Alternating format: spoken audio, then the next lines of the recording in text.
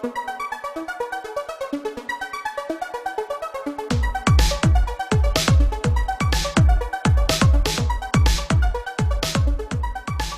everyone. It's me again. Really delighted to have something a little different for you today. I'm going to be in a moment talking to Ashley Casavan, who is the Executive Director for the Responsible AI Institute.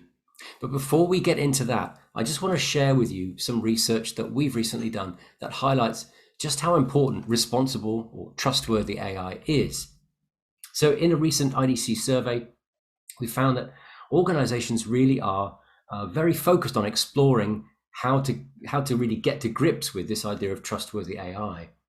We know, for example, that around 47% of organizations are really focused on understanding how they can maximize the quality of their training when they do model training for AI work. And we know that around 25% of organizations are really keen on following a clear process that ensures that their applications with any potential ethical risks are properly reviewed.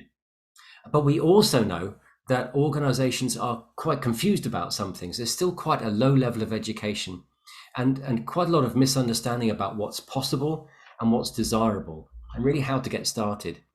And with all that in mind, when I found out about the Responsible AI Institute, I knew that I really wanted to get somebody from the Institute to come and talk to us and share more about what's possible and how the industry can move forward. So with that, welcome, Ashley. Thank you so much for joining me today. Really appreciate your time. Could you start off by just telling everyone a bit about your role, what you're doing at the Responsible AI Institute, and really what takes up your time? Perfect. Thank you so much, Neil. It's really a pleasure to be here. And I think that I thank you for bringing forward these challenges that do exist, and also recognizing where industry's at, both in terms of trying to get to some of these objectives, but also just trying to wrap their heads around what's possible and not possible. So thank you for this opportunity. So as mentioned, I'm the Executive Director of the Responsible AI Institute. I am coming to this role from the public sector, where I was the Director of Data and Digital for the Government of Canada. In that capacity, I had the opportunity to lead the development of the first national government policy on the responsible use of AI systems, taking in to account international considerations that we were working through with what at the time Canada and France were working on, that's now evolved into the Global Partnership on AI. And so a lot of these objectives around recognizing the potential power of AI systems, but then also really trying to understand how does both a government or organizations that are deploying them think through the appropriate oversight mechanisms for those. And so with that, just became really interested in how a nonprofit organization such as the Responsible AI Institute can really work at the intersection of civil society, government, academia, and industry to advance some of those challenges and put some definition around some of the observations that you found in the IDC study. Awesome. Right. And it sounds like you've got the perfect background to really bring to this problem area, or this opportunity area. It sounds like you've got, just what the industry needs, actually. So let's frame it around, what problem does the Responsible AI Institute aim to help solve for industry? Because you've already said, actually, there's multiple actors involved here. And it'd be really interesting to hear in your words, essentially, what is the problem that you guys are actually helping to solve? Yeah, I think the key challenge is that AI systems are so many different things. And so to put some guidance or regulation around those, everybody recognizes is really an important thing to be doing. There's lots of efforts that are underway from the work that we did in 2018. Then now that's really picked up a lot of momentum. And there's significant interest, I would say, both in local, regional, but then many national governments to kind of address these challenges. But also really complementing that, industry is trying to figure out about, like you were mentioning in your introduction, what is it that they need to be doing to both protect themselves, but then also protect some of their clients, consumers, et cetera. And so since AI could be something like a prediction system, or it could be looking at images and objects and trying to recognize them and create patterns with them. Really putting one set of oversight controls over that is not that simple and easy to do. And that was one of the big challenges that I saw with the Directive on Automated Decision-Making Systems in Canada, is that applying that to several different use cases ranging from social services to immigration, you really need to think about the nuance related to that and what types of mechanisms or controls you're trying to put into place. And so that's the work that we're doing at the Responsible AI Institute, is really building out a certification program that would complement those high-level regulations that are coming out. We've seen the first of its kind come from the EU draft AI legislation. And in that, it speaks to the need for specific conformity assessments. And that's what we see the work that we're doing really being, is a use case specific conformity assessment for appropriate oversight of AI systems. Wow. And that's really what made me think that I really needed to speak to you, right? Because it's like you said, there's so many dimensions to it. It's not just kind of, there's not one homogeneous thing that you could say, well, that's AI. As you said, there's lots of different tools and technologies. There's lots of different use cases. And it's the intersection of those two things and other things that really, I guess, determine the kind of risk profile that exists, and then the kind of controls you need to put in place. So I was really intrigued by what you were just saying about, conformity assessments, right? And essentially you're working through procedures, getting certifications. In terms of how you guys look at it, is it who is it who essentially would need to be certified? Is it tech vendors? Is it organizations like, for example, a department of the government of Canada or UK or whoever it is, or is it both, or is it maybe Capgemini and Accenture, or who needs to be engaging with you guys to work through these issues? That's such a great question. And so I think there's two things that I think are important to keep in mind. There's lots of different approaches to certifications or conformity assessments. One could think about it in terms of the individuals that are building those systems and the type of certification that they need. So similar to how we have rules for engineers or medical doctors. So that's one piece. That's not us. There's another piece looking to certify an organization, and given that one organization could produce many different types of AI systems, we're also not really working in that space, but also looking at certification programs like or standards like the emerging ISO AIMS management system certification, because that could really look at some of those corporate objectives, the governance in place, et cetera. And we've seen this with other types of technology. And so we really see how the work that we're doing complements that as it's looking at an AI system. So it evaluates the data, the models, and then the context in which that system is operating within, and asks there's evaluation questions related to that. We're looking to be the scheme owner of that. So we're actually formally going through the accreditation process now with accreditation bodies in Canada, US, and UK.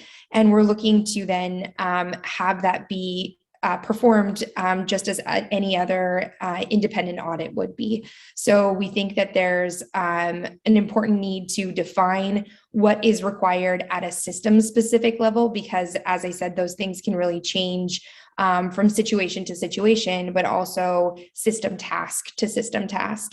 And so within that, I think the answer to your question is all of the above, but through different types of mechanisms.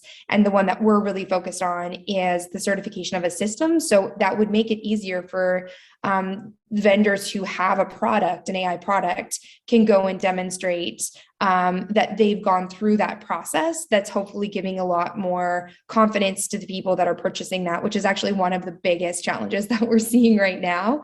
Is companies want to use these systems, but then they have a lot of questions and don't want to expose themselves to unnecessary risk. Right, right. Okay, that's really clear, actually. So, yeah, as you said, the focus is really all on the system, where the rubber meets the road, as it were, not Yeah. necessarily the actors behind that. Okay, okay, very, very Yeah.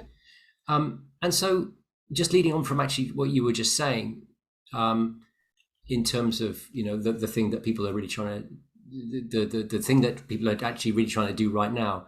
I mean, from where you sit and your team at the Responsible AI Institute, I mean, how would you characterize the kind of level of maturity that's out there in terms of understanding of and kind of taking action around responsible AI? Where would you say it is right now? Yeah, I would say it really depends, both in terms of the industry. So we see there's more maturity in financial institutions to a certain extent, because there's been existing rules like SR 11.7 that have the need to review model risk management, or need to review models through having this risk management practice in place. And there's a lot of organizations that have been using big IT systems for a long time. And so a lot of the work that we're advocating for is really building on good governance practices like enterprise architecture reviews, et cetera. Important to connect that back to privacy reviews, as well as cybersecurity measures that organizations are putting in place. And so when you have especially industries that are heavily regulated like finance, there is a greater maturity. One of the challenges that we're seeing, though, within organizations like that is that a lot of those governance mechanisms are siloed. And so they're not all brought together. So it seems to be, okay, well, this is a data governance problem. This is an IT problem. This is a social problem. And so there's not all of those different roles kind of coming together and thinking about those shared implications. And then we see also a degree of maturity also in healthcare as a result of, again, really having a lot of regulations in place and understanding the need for especially protecting client patient data, et cetera. And even just having a nature of making sure that these appropriate checks and balances are in place. And then where we're seeing different degrees of maturity is especially throughout the supply chain of many different industries, because this creates a heightened risk in terms of acquiring some tools that they could be using for everything from improvements to back office to front facing services to some of their clients. And so really understanding how to improve their procurement practices to make sure that they're mitigating any risks that are coming from systems that are acquired is something that we're seeing really limited maturity all across the board. Right. Very interesting. And I thought it was also really interesting to hear you talk about how often, even where you have quite a lot of maturity, the responsibility or the thinking tends to be very siloed. And I guess that's a challenge that we're all going to have to work on, is finding ways to bring those communities together so they can look at the problem as a group rather than just looking at it like the blind men and the elephant, right? Saying, Yeah, I think everybody just on that, everyone really understands it. Like, yes, people that are thinking about the technology and how you build it should be connecting to the business side of the house that are setting direction. But in practice, it's a really, really difficult thing to do. And I saw this in the government of Canada, where there was a lot of concerted effort to have a shared review board. But it's difficult to get people to speak the same language and understand the same problems. And it does really require a lot of significant cultural change and continuous effort to both share from both perspectives what those desired shared outcomes and objectives are, but also just really making people have an understanding of what kind of risks could enter from those different perspectives. And that's why having a unified conformity assessment or certification process that's looking at all of those aspects together really enables those dialogues and discussions to happen. And so even though we haven't, the certification's not available yet, we found that our assessment is really useful to organizations as it makes them kind of bring all those different actors together to address those concerns and challenges. Right, right. That's in a way sometimes the most powerful way of doing an assessment, and the powerful value you get is not just about the end result, it's about the process you have to go through along the way to get to the result, right? Yeah. Yeah. So, well, thank you so much for that insight. And I really hope that people who engage with these videos come and check out what you're doing. So what's the easiest way for people to find out more about and maybe engage with the Responsible AI Institute? Yeah, for sure. You can see all of our information at responsible.ai, and feel free to email me at ashley@responsible.ai, and happy to answer any questions that you might have. Awesome. Well, thanks again, Ashley. I really appreciate your time. Thank you. And look forward to seeing the assessments and the certification continue to go from strength to strength. So thanks very much for your time. Thank you so much. Really appreciate this opportunity to share what we do.